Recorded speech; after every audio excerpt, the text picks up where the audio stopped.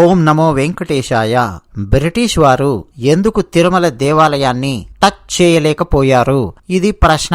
దానికి సమాధానం అత్యంత లోతుగా చారిత్రాత్మకమైన అంశాలను సంవత్సరాలతో సహా స్టెప్ బై స్టెప్ ఈ వీడియోలో నేను మీకు అందించే ప్రయత్నం చేస్తూ ఉన్నాను. అయితే నేను మీ నుంచి కోరుకునేది ఒక్కటే, వీడియోకు ఒక లైక్ కొట్టండి.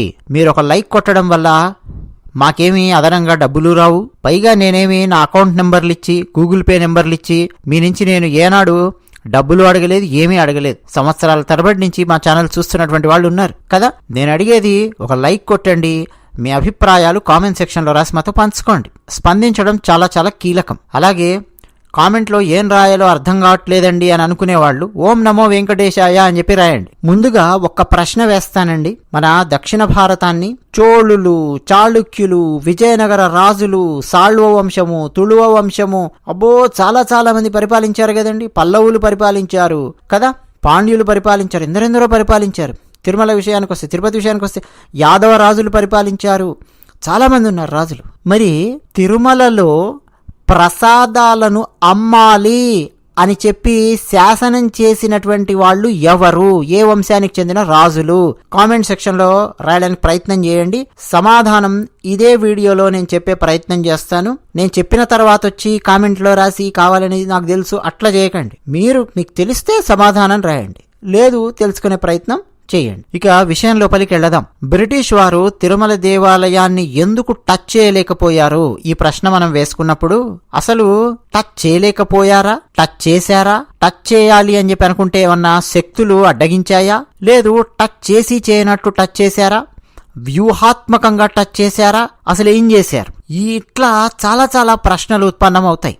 ఎందుకంటే భారతదేశంలోని చాలా సంపదను బ్రిటిషర్స్ దోచుకొని వెళ్లారు. కానీ తిరుమలకు సంబంధించిన ఆలయాన్ని గనక మనం గమనిస్తే ఆ ఆలయంలో ఉన్నటువంటి సంపదను బ్రిటిషర్స్ తీసుకొని వెళ్ళలేదు కదా. ఎందుకు టచ్ చేయలేకపోయారు? చరిత్ర లోపలికి మనం వెళితే విజయనగర సామ్రాజ్యం పతనమైన తర్వాత దక్షిణాపథంలో మహమ్మదీయుల యొక్క పాలన కొనసాగడం మొదలయ్యింది. అంటే ఎప్పుడైతే విజయనగర సామ్రాజ్యం అఖండంగా వెలుగొందిందో అప్పటి వరకు హిందూ దేవాలయాలను టచ్ చేసే దమ్ము ధైర్యం ఎవరికీ లేకపోయింది. కానీ ఎప్పుడైతే విజయనగర సామ్రాజ్యం క్రమక్రమంగా పతనమవుతూ మహమ్మదీయుల యొక్క ఆ రాజుల యొక్క బలం పెరగడం మొదలయ్యిందో అలా క్రమక్రమంగా తిరుమల దేవాలయం మహమ్మదీయుల ఏలుబడి లోపలికి వచ్చింది. కర్ణాటక నవాబైన దావూద్ ఖాన్ ఆయన హైదరాబాదు నిజాం ప్రభువుకు ట్యాక్స్ కట్టాల్సి వచ్చింది.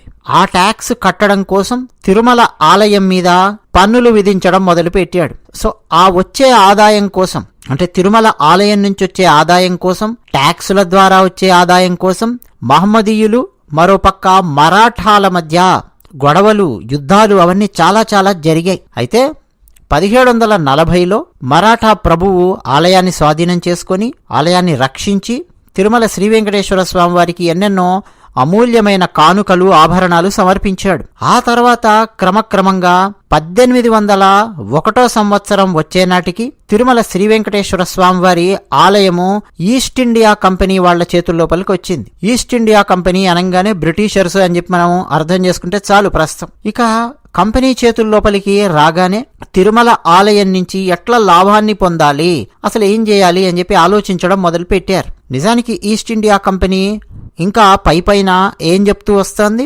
భారతదేశంలో వర్తక వ్యాపారం చేయడం కోసం మాత్రమే మేము వచ్చాము అని చెప్పి నమ్మిస్తూ వచ్చారు కదా. అయితే క్రమక్రమంగా భారతదేశాన్ని ఆక్రమించుకోవడం మొదలు పెట్టారు. 1803లో ఆనాటి చిత్తూరు జిల్లా కలెక్టర్ తిరుపతి జిల్లా అని ఇప్పుడే మనం ఏదైతే పిలుస్తూ ఉన్నామో ఆ ప్రాంతానికి సంబంధించి ఒక సర్వే చేయించాడు. ఆ సర్వే ఏమిటి అంటే అంటే ఆ జిల్లాలో రెవెన్యూ ఎలా జనరేట్ అవుతోంది, అంటే ధనం ఎలా వస్తోంది, ధనం యొక్క రాబడి ఏమిటి, పోబడి ఏమిటి, ఇవన్నీ లెక్కలేసుకోవడం మొదలుపెట్టాడు. అలా ఒక ఫుల్ అకౌంట్ అనేది తయారు చేయించాడు. అందులో మొత్తం ఏమేమి ఉన్నాయి, అంటే డబ్బు వచ్చే మార్గాలు ఏమేమి ఉన్నాయి అని చెప్పి చూస్తే అందులో వాళ్లకు తిరుమల శ్రీ వెంకటేశ్వర స్వామి వారి దేవాలయం కనిపించింది. సరే, ఆలయం యొక్క దినచర్య ఏమిటి, ప్రతిరోజు అంటే ఆ షెడ్యూల్ ఏమిటి, ఆలయంలో పూజలు ఏం జరుగుతాయి, ఆలయానికి వచ్చే డబ్బు ఎలా వస్తోంది, ఎంత వస్తోంది, ఆలయం యొక్క వ్యయం ఎంత, అంటే ఎక్స్పెన్సెస్ ఎంత, ఆలయానికి ఏ ఏ రాజులు ఎక్కడెక్కడ ఎంతెంత భూములు ఇచ్చారు, ఆ భూముల నుంచి పండే పంట ద్వారా ఏమేమొస్తోంది, ఇవన్నీ అండి ఒక ప్రత్యేకమైనటువంటి రిపోర్ట్ తయారు చేయించాడు. దాని పేరు స్టాటన్స్ రిపోర్ట్ అని చెప్పి పిలుస్తారు. సేమ్ దాదాపు ఇలాంటి రిపోర్టే బ్రిటిష్ ప్రభుత్వము పూరి జగన్నాథ స్వామి వారి దేవాలయానికి సంబంధించి తయారు చేయించిందండి. దాన్ని గ్రోమే రిపోర్ట్ లేదా గ్యారెట్ రిపోర్ట్ అని చెప్పి పిలుస్తారు. ఇక శ్రీవారి దేవాలయం విషయానికి వస్తే స్టాటన్స్ రిపోర్ట్, అందులో తిరుమల శ్రీ వెంకటేశ్వర స్వామి వారికి సంబంధించి ఏమేం నియమాలున్నాయి, మేనేజ్మెంట్ ఎవరున్నారు, ఏం చేస్తున్నారు, తిరుమల శ్రీవారి దేవాలయానికి ఎవరెవరు సేవలు చేస్తున్నారు, అవన్నీ అండి మొత్తం ఆ రిపోర్ట్లో పొందుపరిచారు. ఇక 1805 నుంచి 1816 మధ్యలో గనక గమనిస్తే, అంటే బ్రిటిషర్స్ ఆ రిపోర్ట్ తయారు చేశాక తిరుమల శ్రీ వెంకటేశ్వర స్వామి వారి ఆలయం నుంచి వచ్చే సంపదను వాళ్ళు తీసుకోవడం మొదలుపెట్టారు. మేనేజ్మెంట్ బ్రిటిష్ వాళ్ళ చేతుల లోపలే ఉంది. కానీ ఈ 1805 నుంచి 16 మధ్యలో రకరకాల సందర్భాలలో రకరకాల కంప్లైంట్స్ రావడం మొదలయ్యింది. ఏమన్నా తెలుసా, ఇప్పుడు ఇంగ్లీష్ పరిభాషలో చెప్పాలంటే మిస్మేనేజ్మెంట్ అని చెప్పి అంటాం, మిస్అప్రాప్రియేషన్ అని చెప్పి అంటాం. ఒక రకంగా తెలుగులో చెప్పాలంటే అండి మనందరికీ అర్థమయ్యే సామాన్య భాషలో బ్రిటిషర్స్ తిరుమల శ్రీ వెంకటేశ్వర స్వామి వారి దేవాలయాన్ని శ్రద్ధగా పట్టించుకోవడం లేదు. ఆలయం నుంచి వచ్చే డబ్బులు మాత్రం దండుకుంటూ ఉన్నారు, కానీ ఆలయానికి సంబంధించిన సమస్యలు ఏమన్నా వచ్చినా దాన్ని పరిష్కరించడం లేదు. పైగా వాళ్ళు నియమించినటువంటి అధికారులు అస్సలు సరిగ్గా తిరుమల వెంకటేశ్వర స్వామి వారి ఆలయాన్ని పట్టించుకోవడం లేదు. ఇట్లా రకరకాల సమస్యలు వస్తున్నాయి. గోల గోల రచ్చరచ్చ అయ్యింది. ఆ టైంలో 1821 సంవత్సరం చాలా చాలా కీలకమైనటువంటి ఒక కోడ్ తయారు చేశారండి బ్రూస్ అనే వ్యక్తి. గుర్తుపెట్టుకోండి 1821. ఎవరి బ్రూస్ అంటే చిత్తూరు జిల్లా యొక్క కమిషనర్. అతను తయారు చేసినటువంటి ఆ రిపోర్టు లేదా కోడ్ని బ్రూస్ కోడ్ అని చెప్పి పిలుస్తారు. 42 నియమాలు అందులో తయారు చేసి పెట్టారు. ఎందుకని, తిరుమల శ్రీ వెంకటేశ్వర స్వామి వారి దేవాలయానికి సంబంధించి మేనేజ్మెంట్ ఏ విధంగా ఉండవలెను, ఏమేం సమస్యలు వచ్చాయి గత 11-12 ఏళ్లలో, ఆ సమస్యలన్నింటికీ పరిష్కారాలేమిటి, భవిష్యత్తులో ఎలాంటి సమస్యలు వచ్చే అవకాశం ఉంది, ఆ సమస్యలు రాకుండా ఉండాలంటే ఏం చేయవలెను, ఇవన్నీ ఆలోచించి 42 పాయింట్స్ ఒక కోడ్ ఆర్ ఒక సెట్ ఆఫ్ రూల్స్ లాగా తయారు చేశాడు బ్రూస్. దానికి ఎందుకోసము, management and administration, Tirumala and Tirupati దానికోసం. సో 1821లో ఆ బ్రూస్ కోడ్ అనేది అప్రూవ్ అయ్యింది. ఇక అప్పటి నుంచి ఎవరెవరైతే అడ్మినిస్ట్రేషన్ చేయడానికి వస్తూ ఉన్నారో ఆ బ్రూస్ కోడ్లో నియమాలు ఎలా ఉన్నాయో చూసుకునేవాళ్ళు. అందులో ఒకానొక కీలకమైన నియమం ఏముందంటే, బ్రిటిష్ వాళ్ళు ఎవరూ కూడా తిరుమల శ్రీ వెంకటేశ్వర స్వామి వారి దేవాలయం మీద పూర్తిగా పెత్తనాన్ని చెలాయించకూడదు. ఎంతసేపు తిరుమల దేవాలయం నుంచి వచ్చే డబ్బు మాత్రం తీసుకుంటూ ఉండాలి, సెక్యూరిటీ ఇవ్వాలి. ఈ హిందూ సాంప్రదాయ పద్ధతిలో అక్కడ ఏ ఏ సాంప్రదాయ పద్ధతులు ఉన్నాయో వాటన్నింటి విషయాలలో మనం వేలు పెట్టకూడదు. వాటిలో మనం వేలు పెట్టడం వలన పెద్ద పెద్ద సమస్యలు వస్తూ ఉన్నాయి, భక్తుల నుంచి గొడవలు వస్తూ ఉన్నాయి. వాటన్నింటినీ హ్యాండిల్ చేయాలంటే మళ్ళీ మనం కొంతమందిని ఇక్కడ డిప్లాయ్ చేయాల్సి ఉంటుంది. సో ఈ తలకాయ నొప్పులన్నీ వద్దు, మనకు డబ్బులు మాత్రం మనం తీసుకుందాము. మేనేజ్మెంట్ మన చేతుల్లో ఉన్నట్టే ఉంటుంది, కానీ హిందూ సాంప్రదాయ పద్ధతులు ఆచార వ్యవహారాలకు సంబంధించి మన చేతుల్లో లేనట్టుగానే మనం వ్యవహరించాలి. ఇది దాదాపుగా బ్రూస్ కోడ్లో ఒక పాయింట్ ఉందండి. సో ఆ తర్వాత వచ్చినటువంటి వాళ్ళు కూడా బ్రిటిషర్స్ ఎవరు కూడా తిరుమల శ్రీ వెంకటేశ్వర స్వామి వారి దేవాలయాన్ని టచ్ చేయాలని గాని, ఆలయంలో ఉండే సంపదను ఎత్తుకుపోవాలని గాని వాళ్ళు పెద్దగా ఆలోచించలేదు. ఎందుకంటే దాన్ని హ్యాండిల్ చేయడం కష్టం అవుతుంది. పైగా అతిపెద్ద సమస్య ఏంటంటే, పైన ఎక్కడో కొండ మీద ఉంది, 7 కొండల మధ్యలో వెలసి ఉన్నాడు శ్రీనివాసుడు. భయంకరమైన పులులు, చిరుత పులులు, ఎలుగుబంట్లు, నల్లత్రాసులు, కొండ చిలువలు, ఏనుగులు, అది కూడా ఏంటి గుంపులు గుంపులుగా తిరిగే మదపుటేనుగులు, భయంకరమైనటువంటి అరణ్యం అండి శేషాచలం కొండలు. ఆ అరణ్యము, ఆ కొండల లోపలికి వెళ్ళి దాన్ని మేనేజ్ చెయ్యాలి అని అంటే ఎందుకు వచ్చిన తలకాయ నొప్పి అన్న కోణంలో కూడా బ్రిటిషర్స్ ఆలోచించారు. ఒకవేళ తిరుమల శ్రీ వెంకటేశ్వర స్వామి వారి దేవాలయము కొండ కింద గనక ఉండి ఉంటే వేరే రకంగా ఏమయ్యేదో అన్నది మనం ఊహించడం కూడా కొంచెం కష్టతరంగా ఉంటుంది. ఎందుకంటే శ్రీరంగం లాంటి దేవాలయాలను ఏ విధంగా నాశనం చేశారో అవన్నీ మనకు తెలుసు. సరే, శ్రీరంగం దేవాలయాన్ని నాశనం చేసినటువంటి వాళ్ళు ముస్లిం రాజులు.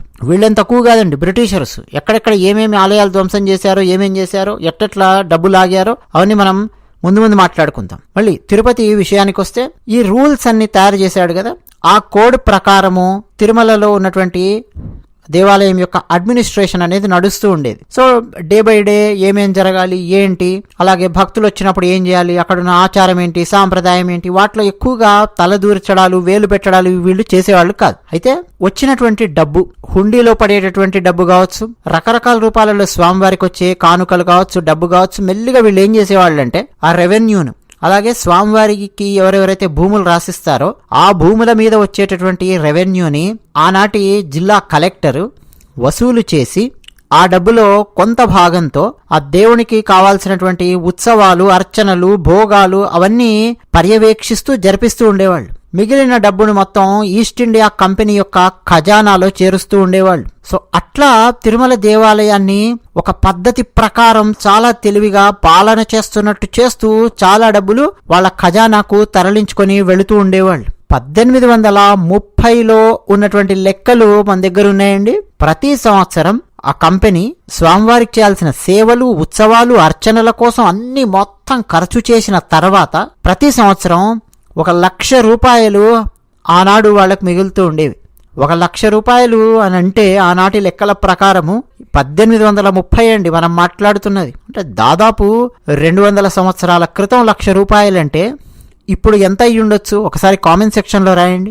ఎన్ని కోట్లు అయ్యి ఉండొచ్చు ఒకసారి కామెంట్ సెక్షన్లో రాయండి. ఆలోచించండి, మీకే తెలుస్తుంది. అంత డబ్బు ప్రతి సంవత్సరం తిరుమల శ్రీ వెంకటేశ్వర స్వామి వారి దగ్గర నుంచి కొల్లగొట్టుకొని తెలివిగా తీసుకొని వెళ్ళిపోతూ ఉండేవాళ్ళు. మిగతావి మాత్రం ఉత్సవాలు అవన్నీ కూడా జరిపిస్తూ ఉండేవాళ్ళు. ఇది వీళ్ళు చేసినటువంటి పని. ఒక ప్రశ్న వేశాను మొదట, తిరుమలలో ప్రసాదాలను అమ్మాలన్న ఆలోచన ఎవరికి వచ్చింది, అసలు ప్రసాదాలను మొదటగా అమ్మిందెవరు అని అంటే అండి, ఇంకెవరండి, ఈ బ్రిటిష్ వారే.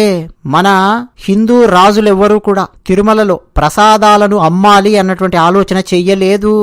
లడ్డు అమ్ముదామా, వడలు అమ్ముదామా, పులిహోరలు అమ్ముదామా, అదమ్ముదామా, ఇదమ్ముదామా, ఏమీ లేదండి. చక్కగా నైవేద్యం పెట్టేవారు. ఆ రోజు పైన అక్కడ ఎంతమంది భక్తులున్నారో వాళ్ళందరికీ కూడా చక్కగా ప్రసాదాన్ని పంచి పెట్టేవారు. అంతే తప్ప ఎప్పుడు కూడా ప్రసాదాన్ని అమ్మాలి అన్నటువంటి ఆలోచన ఏ ఒక్క రాజుకు లేదండి. తిరిగి ఈ రాజులు గొప్ప గొప్ప కానుకలను తిరుమల శ్రీ వెంకటేశ్వర స్వామి వారికి సమర్పించారే తప్ప ప్రసాదాలను అమ్ముదామా, అమ్ముకుందామా, ఆ సొమ్ము చేసుకుందామా ఎప్పుడు ఆలోచన లేదు. ఈ బ్రిటిషర్సే మొదలెట్టారు.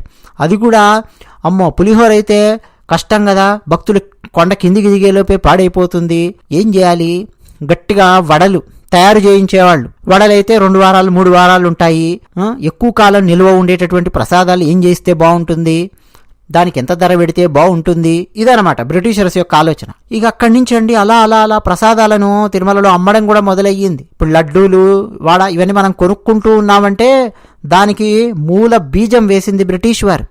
ఇక ఒక్కసారి అమ్మడం మొదలైన తర్వాత విస్తృతంగా భక్తులు వస్తున్న సమయంలో ఇక మేము ఇక్కడ ప్రసాదాలు అమ్మము అని చెప్పి బోర్డు పెట్టలేరు, దాన్ని తొలగించను లేరు. సో భారతదేశంలో ఉన్నటువంటి చాలా చాలా విషయాలకండి, చాలా దారుణమైన విషయాలకు మూల కారణం అంతకుముందు 1000 సంవత్సరాలలో జరిగినటువంటి చాలా దారుణాలు. మనం గొనపం పెట్టి చరిత్రను లోతుల లోపలికి తెవ్వితే తప్ప మనకు అర్థం కాదు. ఇంకా ఏం జరిగిందంటే తిరుమలలో ఎవరైనా సరే దానం చేయాలన్నా, ఏ ధర్మం చేయాలన్నా, ఏ దాన ధర్మాలు ఏం చేయాలన్నా, స్వామివారికి ఏమన్నా ఇవ్వాలన్నా, ఏం చేయాలన్నా గానీ బ్రిటిషర్స్ ఒక ప్రత్యేకమైన ట్యాక్స్ లాంటిది పెట్టారు. సరే మీరు దాన ధర్మాలు చేయాలనుకుంటే చెయ్యండి, కానీ దానికోసం మీరు మాకు ట్యాక్స్ కట్టాల్సి ఉంటుంది అని చెప్పి ట్యాక్స్ పెట్టి అలా డబ్బు లాగుతూ ఉండేవాళ్ళు. అంటే ఒక రకంగా ఇప్పుడు బ్యాంకులు లోన్ ఇస్తూ ఉంటాయి చూడండి, లేదు మనం ఫిక్స్డ్ డిపాజిట్ చేస్తున్నాం అనుకోండి బ్యాంకుల్లో, వాళ్ళు అడ్మినిస్ట్రేషన్ కాస్ట్, డాక్యుమెంట్ ఎక్స్పెన్సెస్ ఇట్లాంటివి పెట్టి వేలాది రూపాయలు తీసుకుంటున్నారు అనుకోండి, ఎలా ఉంటుందో ఒకసారి ఊహించండి. తెలుసు కదా బ్యాంకులలో ఇప్పుడు ఏమేం చేస్తుంటారు ఎక్కడెక్కడ ప్రపంచవ్యాప్తంగా. సో బ్రిటిషర్స్ ఇట్లాంటి పనులు చేసేవాళ్ళు. ఒరే నాయన, 1 ఎకరం పొలం స్వామివారికి నేను ఇస్తానయ్యా అని చెప్పేసి తప్పకుండా ఇవ్వండి.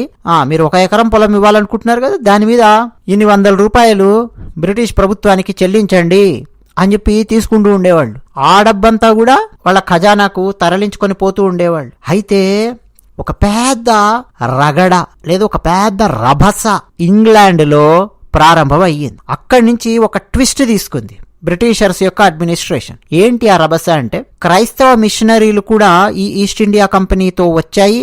వాళ్ల ఉద్దేశం చాప కింద నీరులాగా భారతదేశంలో ఉన్నటువంటి వాళ్లను క్రైస్తవులుగా మార్చడం. ఆ కార్యక్రమాలు కూడా విస్తృతంగా చేస్తూ ఉన్నారు. అయితే ఆ క్రైస్తవ మిషనరీలు చాలా చాలా బలంగా ఉండేవి. ఎంత బలంగా, ఎంత పవర్ఫుల్ గా ఉండేవంటే, ఒక్క భారతదేశమే కాదు, మరికొన్ని దేశాల చరిత్రలు కనుక మనం చదివితే తెలుస్తుంది. క్రైస్తవత్వాన్ని నెత్తిమీదేసి రుద్దడానికి కొన్ని చోట్ల ఆ కాన్వెంట్ చదువుకునేటటువంటి పిల్లలను కాన్వెంట్స్ లో చంపినటువంటి ఉదంతాలు కూడా ఉన్నాయి. ప్రపంచ చరిత్ర కనుక మనము పరిశీలిస్తే అర్థమవుతుంది. సో అంత శక్తివంతమైనటువంటి క్రైస్తవ మిషనరీలు ఈ తిరుమలకు సంబంధించిన విషయంలో ఈస్ట్ ఇండియా కంపెనీని అడ్డుకున్నాయి. ఎలా అడ్డుకున్నాయంటే, మన మత గ్రంథం ప్రకారము విగ్రహారాధన చెయ్యకూడదు కదా, విగ్రహారాధన ప్రోత్సహించకూడదు కదా, మరి తిరుమల శ్రీ వెంకటేశ్వర స్వామి వారి దేవాలయానికి ఈస్ట్ ఇండియా కంపెనీ వాళ్ళు మేనేజర్స్ గా ఉండి ఆ మేనేజ్మెంట్ అదంతా చేస్తే ఎట్లా? అనవసరంగా అక్కడ వాళ్ళు ఎక్కువ సీన్ చేయకూడదు. వాళ్ళు ఎక్కువ సీన్ కనుక చేశారంటే, ఒక రకంగా తిరుమలకు అక్కడ సెక్యూరిటీ ఇస్తూ, ఒక రకంగా ఉత్సవాలు జరిపిస్తూ, పూజలు జరిపిస్తూ, అర్చనలు జరిపిస్తూ ఇవన్నీ చేస్తూ ఉంటే దాని అర్థం ఇండైరెక్ట్ గా విగ్రహారాధనను ప్రోత్సహించినట్టే అవుతుంది కదా. మరి విగ్రహారాధన ప్రోత్సహించడం అనేది క్రైస్తవత్వంలో తప్పు కదా. సో ఎట్టి పరిస్థితుల్లో ఈస్ట్ ఇండియా కంపెనీ హిందూ దేవాలయాలను గాని, అటు ముస్లింల యొక్క మసీదులను గాని నిర్వహించడము ఒక రకంగా ఆ మతాలను ప్రోత్సహించడం కిందికి వస్తుంది. అది సరైన పని కాదు. మన లక్ష్యం అందరినీ క్రైస్తవులుగా మార్చడం కదా అని చెప్పి ఇంగ్లాండ్ లో చాలా పెద్ద గొడవ రచ్చ చేశారండి. 1830s లో జరిగింది. ఇన్ఫాక్ట్ ఎగ్జాక్ట్ గా ఇయర్ చెప్పాలంటే 1833లో ఇది జరిగింది. సో ఇంగ్లాండ్ లో అండి కోర్టులో కూడా దానికి సంబంధించిన ఒక వ్యాజ్యం పడింది. చర్చలు, దానికి సంబంధించి పత్రికలలో వ్యాసాలు రావడము, ఈ మీటింగ్స్, దీని మీద ఇవన్నీ ఇంగ్లాండ్ లో జరిగాయి. ఒక పక్కనేమో డబ్బు విపరీతంగా వచ్చి పడుతోంది, మరో పక్కనేమో ఆ దేవాలయాలను మేనేజ్ చేస్తుంటే క్రైస్తవ మిషనరీలు ఏమో వద్దు అంటున్నాయి. ఎట్లా అని చెప్పి ఒక కాన్ఫ్లిక్ట్ వచ్చింది. అయినా సరే అండి, ఈస్ట్ ఇండియా కంపెనీ కేర్ చేయకుండా బలవంతంగా వాళ్ళ ఉద్యోగులని, అంటే కంపెనీ ఉద్యోగులని మొత్తం మేనేజ్మెంట్ లో పెట్టి తిరుమల, పూరి లాంటి పెద్ద పెద్ద దేవాలయాలన్నింటినీ కూడా డైరెక్ట్ గానో ఇండైరెక్ట్ గానో మేనేజ్ చేస్తూ ప్రతి సంవత్సరం ఆయా దేవాలయాల నుంచి వచ్చేటటువంటి డబ్బును విస్తృతంగా దండుకుంటూ తమ ఖజానా నింపుకుంటూ దాంతో మళ్లీ తిరిగి భారతీయ రాజుల మీదే యుద్ధం చేస్తూ ఇట్లా రకరకాలుగా వ్యూహాత్మకంగా వ్యవహరిస్తూ ఒక రకంగా కుట్ర, మన భాషలో చెప్పాలంటే, చేస్తూ వచ్చారు. అయితే 1841 నుంచి 43 ఆ ప్రాంతంలో క్వీన్ విక్టోరియా కాలం అండి. క్వీన్ విక్టోరియా అప్పుడే ఆవిడ కొత్తగా వచ్చారు.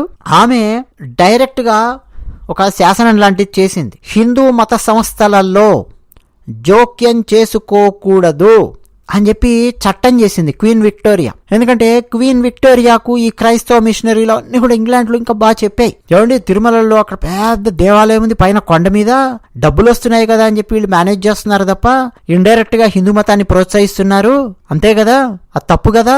అసలు ఆ దేవాలయానికి జనాలు వెళ్లకుండా చేయడం మన లక్ష్యం అయ్యి ఉండాలి తప్ప అక్కడకు వాళ్ళు వెళుతూ ఉంటే వాళ్ళకి సెక్యూరిటీలు ఇచ్చి అవన్నీ చూసుకుంటూ ఉత్సవాలు జరిపిస్తూ ఇవన్నీ చేస్తే ఎట్లా? విగ్రహారాధన తప్పు అని కదా మనం చెప్తున్నది అని చెప్పి మొత్తానికి క్వీన్ విక్టోరియాకి చెప్పారు. ఆమెను కన్విన్స్ చేశారు. దెబ్బకి ఆమె ఒక శాసనం చేసింది. ఇమ్మీడియట్ గా అండి East India Company Queen Victoria శాసనానికి గౌరవాన్ని ఇస్తూ సచ్చినట్టు తీసి మహంతుల చేతుల్లో మేనేజ్మెంట్ పెట్టేసింది. అంటే తిరుమల ఆలయ నిర్వహణకు సంబంధించిన మేనేజ్మెంట్ అంతా మహంతులకు అప్పగించేసి ఇమ్మీడియట్ గా చేతులు దులిపేసుకొని ఇక మాకేం సంబంధం లేదు అన్నట్టు దిగిపోయారు. ఎంత దారుణమైన విషయం అంటే అండి ఇది. ఎప్పుడైనా గుర్తుపెట్టుకోండి, మేనేజ్మెంట్ ఒకరి చేతుల్లో నుంచి మరో చేతుల్లోకి మారుతూ ఉన్నప్పుడు, అది దేవాలయానికి సంబంధించి అయినా కావచ్చు, సంస్థకు సంబంధించి అయినా కావచ్చు, అది ఒక దేశానికి సంబంధించి అయినా కావచ్చు, ఒక గ్రేస్ఫుల్ ట్రాన్స్ఫర్మేషన్ అనేది ఉండాలి. ఒకరి దగ్గర నుంచి మరొకరికి ఆ మూవ్ అయ్యే విధానం ఉంటుంది చూసారా, చాలా హుందాగా ఉండాలి. చక్కటి సమావేశాలు జరగాలి. ఎట్లెట్లా మేము ఇప్పటి వరకు మేనేజ్ చేస్తూ వచ్చాము, ఏం జరిగింది అవన్నీ చెబుతూ, ఎవరెవరికి ఏమేం పవర్స్ ఉన్నాయి, ఇగో ఈ పవర్స్ మీకు ఇస్తున్నామని చెప్తూ ఒక చక్కటి డాక్యుమెంట్ తయారు చేసి చక్కగా అప్పగించాలి. అది ఏమీ జరగలేదు. దానివల్ల ఏమైందో తెలుసా, 1840 1863 నుంచి 1863 మధ్యలో అసలు తిరుమల దేవాలయాన్ని సక్రమంగా నిర్వహించే ధర్మకర్తలు గాని, నిర్వహించేటటువంటి వాళ్ళు గాని సక్రమమైన వాళ్ళు లేకపోవడంతో ఆ టైంలో అండి, ఆ 20 years చాలా చాలా దారుణాలు జరిగాయి. అప్పుడున్నటువంటి అక్కడి ధర్మకర్తలు కూడా చాలా అక్రమాలకు పాల్పడుతూ వచ్చారు. అట్లా భారతదేశంలోని దేవాలయాలు ఆ 20 years లో చాలా చాలా దెబ్బతిన్నాయి. జస్ట్ బికాస్ ఆఫ్ మేనేజ్మెంట్ ఒకరి చేతుల్లో నుంచి ఒకరి చేతుల్లోకి సక్రమంగా వెళ్ళకపోవడం వల్ల. మన భారతదేశానికి స్వాతంత్రం వచ్చిన సందర్భంలో అదే కదండి జరిగింది. ఆలోచించండి, మీకు ఈ బ్రిటిషర్స్ ఎంత దారుణంగా ఉంటుందో వీళ్ళ వ్యవహారము. స్వాతంత్రం ఇచ్చినప్పుడు ఏం చేశారండి? ఆ ట్రాన్సిషన్ అనేది స్మూత్ గా ఉండాలి. కాదు, భారతదేశాన్ని కేక్ కోసినట్టు ఎడం వైపు ఒక ముక్క, కుడివైపు ముక్క కోసి, ఎడం వైపు కుడివైపు ముక్కలనేమో పాకిస్తాన్ అని పిలిచి, మధ్యలో ఉన్నదేమో భారతదేశం అని పిలిచి ఏంటంటో గందరగోళం చేసేసారు. తిరుమల విషయంలో అదే అనమాట జరిగింది. ఆ ట్రాన్సిషన్ స్మూత్ గా లేదు. సో ఆ తర్వాత ధర్మకర్తలు రకరకాల అక్రమాలకు పాల్పడుతూ రావడము, భారతదేశంలో దేవాలయాలు దెబ్బతింటూ రావడం, ఇదంతా జరిగింది. ఆ టైంలో మళ్ళా అండి 1863లో కొత్త దేవాదాయ ధర్మదాయ చట్టం అని చెప్పి వచ్చింది. ఆ చట్టం వల్ల కొంత మళ్ళీ భారతదేశంలోని దేవాలయాలలో మేనేజ్మెంట్ అన్నది బాగుపడే పరిస్థితి వచ్చింది. ఇక ఆ తర్వాత మహంతుల చేతుల్లోపలికి వెళ్ళడం, దాదాపు 90 సంవత్సరాల పాటు మహంతుల చేతుల్లో తిరుమల శ్రీ వెంకటేశ్వర స్వామి వారి దేవాలయం ఉంది. అందులో అద్భుతంగా చూసుకున్నటువంటి మహంతులు ఉన్నారు, చాలా గొప్ప గొప్ప కార్యాలు చేసినటువంటి మహనీయులు ఉన్నారు. సరే, వాళ్ళు తీసుకున్నటువంటి కొన్ని నిర్ణయాలలో వివాదాస్పదమైనటువంటి నిర్ణయాలు ఉన్నాయి. ఆ తర్వాతి రోజుల్లో పరిశీలించి చూస్తే ఇట్లా చాలా చాలా జరిగింది. సో తిరుమల దేవాలయాన్ని బ్రిటిషర్స్ టచ్ చేయలేకపోయారా? టచ్ చేసినట్టు చేసి టచ్ చేశారా? అసలు ఏం చేశారు? ఈ వీడియో పూర్తిగా విన్న వాళ్ళకు ఒక అవగాహన వచ్చి ఉంటుంది అని చెప్పి భావిస్తూ, మీ అభిప్రాయాలు కామెంట్ సెక్షన్ లో రాసినటువంటి వాళ్ళందరికీ, ఈ వీడియోకు ఖచ్చితంగా లైక్ కొట్టినటువంటి వాళ్ళందరికీ సంపూర్ణంగా ఆ శ్రీ వెంకటేశ్వర స్వామి వారి ఆశీస్సులు ఉండాలి అని మనస్ఫూర్తిగా కోరుకుంటూ ప్రార్థిస్తూ, జై శ్రీమన్నారాయణ.